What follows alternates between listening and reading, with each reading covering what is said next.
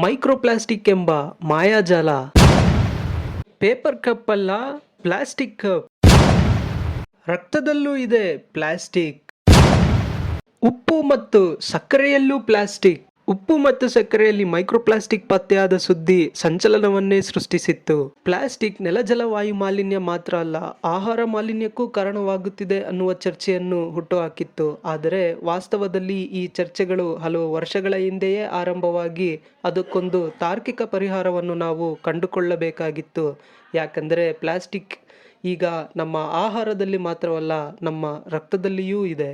ಹಾಲಿನ ಪ್ಯಾಕೆಟ್ ತುದಿಯನ್ನು ಸಂಪೂರ್ಣವಾಗಿ ಕತ್ತರಿಸದೆ ತೆರೆಯುವುದನ್ನು ರೂಢಿಸಿಕೊಂಡರೆ ಬೆಂಗಳೂರೊಂದರಲ್ಲೇ ದಿನಕ್ಕೆ 50 ಲಕ್ಷ ಪ್ಲಾಸ್ಟಿಕ್ ತುಣುಕುಗಳು ಕಸದ ಡಬ್ಬ ಸೇರುವುದನ್ನು ತಪ್ಪಿಸಬಹುದು. ನೆನಪಿಡಿ, ಹೀಗೆ ಕತ್ತರಿಸಿ ತೆಗೆಯುವ ಸಣ್ಣ ತುಣುಕುಗಳು ಪುನರ್ಬಳಕೆ ಮಾಡಲು ಸಾಧ್ಯವಿಲ್ಲ. ಈ ಒಂದು ಸಣ್ಣ ಕೆಲಸ ಅದೆಷ್ಟೋ ಅಮಾಯಕ ಜೀವಗಳನ್ನು ಉಳಿಸಬಹುದು. ಈ ವಿಚಾರವಾಗಿ ತೇಜಸ್ವಿನಿ ಅನಂತಕುಮಾರ್ ರವರು 2019ರಂದೇ ಟ್ವೀಟ್ ಮಾಡಿದ್ದರು. ಆಗ ಈ ಮಾತನ್ನು ಗಂಭೀರವಾಗಿ ಪರಿಗಣಿಸದವರು ಎಷ್ಟೋ ಜನವೋ ಗೊತ್ತಿಲ್ಲ. ಆದರೆ ಈಗಂತೂ ಈ ಎಚ್ಚರಿಕೆಯ ಮಾತುಗಳನ್ನು ನಿರ್ಲಕ್ಷಿಸುವಂತಿಲ್ಲ. ಇಷ್ಟವೋ ಕಷ್ಟವೋ ಪ್ಲಾಸ್ಟಿಕ್ ವಿಚಾರದಲ್ಲಿ ಎಚ್ಚೆತ್ತುಕೊಳ್ಳಬೇಕಾಗಿದೆ.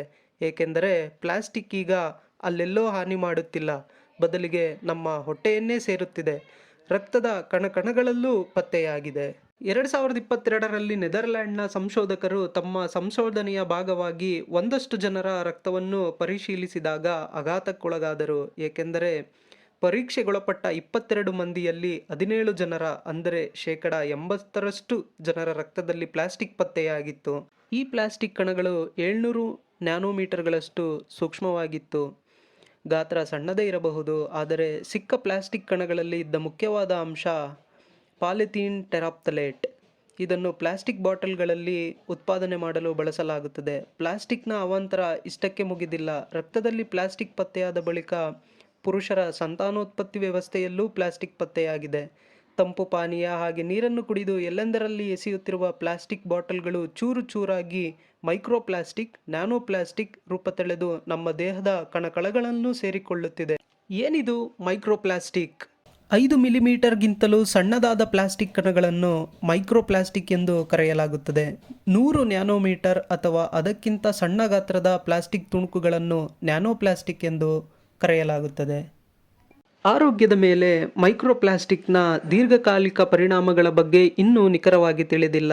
ಆದರೆ ಈ ಬಗ್ಗೆ ನಡೆದಿರುವ 10 ಸಂಶೋಧನೆಗಳು ಮೈಕ್ರೋಪ್ಲಾಸ್ಟಿಕ್ ಶ್ವಾಸಕೋಶದ ಉರಿಯೂತ, ಶ್ವಾಸಕೋಶದ ಕ್ಯಾನ್ಸರ್, ಜೀರ್ಣಕ್ರಿಯೆ ಸಮಸ್ಯೆ, ತೂಕ ಹೆಚ್ಚಳ ಮತ್ತು ಮೊದಲಾದ ತೊಂದರೆಗಳಿಗೆ ಕಾರಣವಾಗುತ್ತದೆ ಎನ್ನುವುದನ್ನು ಗುರುತಿಸಿವೆ. ಮೈಕ್ರೋಪ್ಲಾಸ್ಟಿಕ್ ಸೃಷ್ಟಿಯಾಗುವುದು ಹೇಗೆ? ದೊಡ್ಡ ಗಾತ್ರದ ಪ್ಲಾಸ್ಟಿಕ್ ಚೂರುಗಳು ಚೂರು ಚೂರಾಗುವ ಮೂಲಕ ಮೈಕ್ರೋಪ್ಲಾಸ್ಟಿಕ್ ಸೃಷ್ಟಿಯಾಗಬಹುದು. ಇದಲ್ಲದೆ ಆರೋಗ್ಯ ಹಾಗೂ ಸೌಂದರ್ಯವರ್ಧಕ ಉತ್ಪನ್ನಗಳು ಮೈಕ್ರೋಪ್ಲಾಸ್ಟಿಕ್ ಪರಿಸರವನ್ನು ಸೇರಲು ಕಾರಣವಾಗುತ್ತವೆ. ಏಕೆಂದರೆ ಸೌಂದರ್ಯವರ್ಧಕ, ಟೂತ್ಪೇಸ್ಟ್, ಬಾಡಿ ಸ್ಕ್ರಬ್ ಹಾಗೂ ಫೇಸ್ ವಾಶ್ಗಳಲ್ಲಿ ಮೈಕ್ರೋಬೀಡ್ಸ್ಗಳೆಂಬ 1 ಮಿಲಿಮೀಟರ್ಗಿಂತಲೂ ಚಿಕ್ಕದಾದ ಪ್ಲಾಸ್ಟಿಕ್ ಕಣಗಳನ್ನು ಬಳಸಲಾಗುತ್ತದೆ. ಇದು ವಾಶ್ ಬೇಸಿನ್ ಮೂಲಕ ಜಲಮೂಲವನ್ನು ಸೇರುತ್ತವೆ. ಇದು ಜಲಚರಗಳ ಮೇಲೆ ನೇರ ದುಷ್ಪರಿಣಾಮಕ್ಕೆ ಕಾರಣವಾಗುತ್ತಿದೆ. ಪ್ಲಾಸ್ಟಿಕ್ ಮೈಕ್ರೋಬೀಡ್ಸ್ಗಳು ಪರಿಸರ ಮಾಲಿನ್ಯ ಹಾಗೂ ಜಲಮೂಲಗಳನ್ನು ಸೇರಿ ಅಪಾರ ಹಾನಿಯನ್ನುಂಟು ಮಾಡುತ್ತಿರುವ ಕಾರಣ ಅಮೆರಿಕದಲ್ಲಿ ಪ್ಲಾಸ್ಟಿಕ್ ಮೈಕ್ರೋಬೀಡ್ಸ್ಗಳನ್ನು ಬ್ಯಾನ್ ಮಾಡಲಾಗಿದೆ. ಕ್ಯಾಲಿಫೋರ್ನಿಯಾದಲ್ಲಿ ಖರೀದಿಸುವ ಕಾಲು ಭಾಗದಷ್ಟು ಮೀನುಗಳ ದೇಹದಲ್ಲಿ ಇಂತಹ ಸೂಕ್ಷ್ಮ ಪ್ಲಾಸ್ಟಿಕ್ಗಳು ಪತ್ತೆಯಾಗಿದ್ದವು. ಆಹಾರಗಳಲ್ಲಿ ಮೈಕ್ರೋಪ್ಲಾಸ್ಟಿಕ್. ಈಗ ಪ್ಲಾಸ್ಟಿಕ್ ಸರ್ವಾಂತರ್ಯಾಮಿ. ಏಕಬಳಕೆ ಪ್ಲಾಸ್ಟಿಕ್ ವಿರುದ್ಧ ಕಟ್ಟುನಿಟ್ಟಿನ ನಿಯಮಗಳನ್ನು ಜಾರಿ ಮಾಡಿದರೂ ಪ್ಲಾಸ್ಟಿಕ್ ಬಳಕೆ ಇನ್ನೂ ದೊಡ್ಡ ಪ್ರಮಾಣದಲ್ಲೇ ಇದೆ. ಸರಿಯಾಗಿ ವಿಲೇವಾರಿಯಾಗದ ತ್ಯಾಜ್ಯ ಭೂಮಿಯನ್ನು ಸೇರುತ್ತಿದೆ. ಶಿಥಿಲವಾಗಿ ಪುಡಿಪುಡಿಯಾಗುವ ಪ್ಲಾಸ್ಟಿಕ್ಗಳು ಆಹಾರವನ್ನು ಸೇರಿಕೊಳ್ಳುತ್ತಿವೆ. ಇದು ಜೀರ್ಣಕ್ರಿಯೆ, ಉಸಿರಾಟ, ಸಂತಾನೋತ್ಪತ್ತಿ ಹಾಗೂ ರೋಗ ನಿರೋಧಕ ಶಕ್ತಿ ಸೇರಿದಂತೆ ಮಾನವನ ದೇಹದ ಮೇಲೆ ಗಂಭೀರ ದುಷ್ಪರಿಣಾಮಗಳನ್ನು ಉಂಟುಮಾಡುತ್ತಿವೆ. ಪೇಪರ್ ಕಪ್ ಅಲ್ಲ, ಪ್ಲಾಸ್ಟಿಕ್ ಕಪ್. ಪ್ಲಾಸ್ಟಿಕ್ ದೇಹಕ್ಕೆ ಒಳ್ಳೆಯದಲ್ಲ ಎಂದು ಪೇಪರ್ ಕಪ್ ಬಳಸಲಾಗುತ್ತದೆ. ವಿಪರ್ಯಾಸ ಎಂದರೆ ದ್ರವ ಆಹಾರ ಹಾಕಿದಾಗ ಪೇಪರ್ ಕಪ್ ಮುದ್ದೆಯಾಗಬಾರದೆಂದು ಈ ಪೇಪರ್ ಕಪ್ಗಳಿಗೆ ತೆಳುವಾದ ಪ್ಲಾಸ್ಟಿಕ್ ಕೋಟಿಂಗ್ ಹಾಕಲಾಗುತ್ತದೆ. ಈ ಕೋಟಿಂಗ್ ಬಿಸಿ ಟೀ ಮೂಲಕ ನೇರವಾಗಿ ಹೊಟ್ಟೆಯನ್ನು ಸೇರುತ್ತಿದೆ.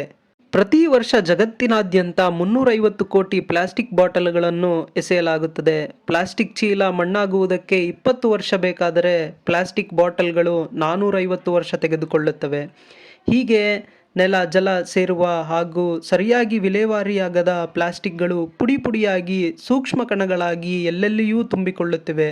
ಪ್ಲಾಸ್ಟಿಕ್ ಬಳಕೆ ಬಗ್ಗೆ ಎಚ್ಚರಿಕೆ ಇಲ್ಲದಿದ್ದರೆ, ಸರಿಯಾದ ನಿಯಂತ್ರಣವಿಲ್ಲದಿದ್ದರೆ ಭವಿಷ್ಯದಲ್ಲಿ ಊಹೆಗೂ ನಿಲುಕದ ಅಪಾಯ ಎದುರಾಗಲಿದೆ.